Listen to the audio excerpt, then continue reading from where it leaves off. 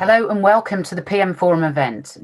I'm Jill Want, Head of Bids for Europe and Middle East at Savills and Chair of the London PM Forum Committee. So I'm delighted now to hand over to Ellie and Francesca, who will share inspiring and practical insights from their journey of transformational change. But ultimately, there was an unsustainable churn. There was a lack of focus, and we were ill-positioned within the business with little ability to act as a strategic partner.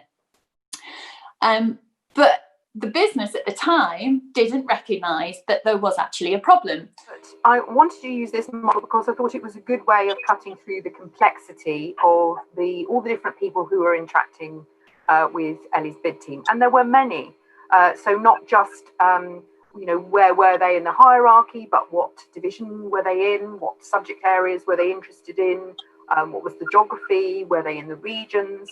And so what we did was we set about actually segmenting all the different stakeholders and players and understanding who was playing, how they were playing. Like many businesses within professional services, data, numbers really, count. And so we turned it on its head a bit here, and we started to create timesheets.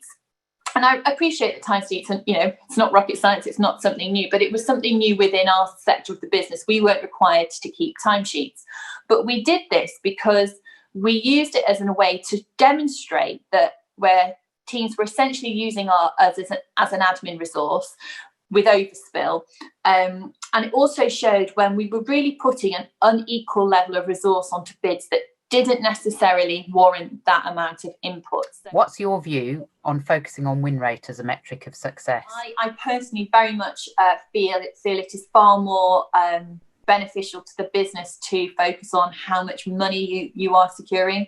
So I've really flipped it on its head. As we focus on fees generated or fees secured as opposed to success rate.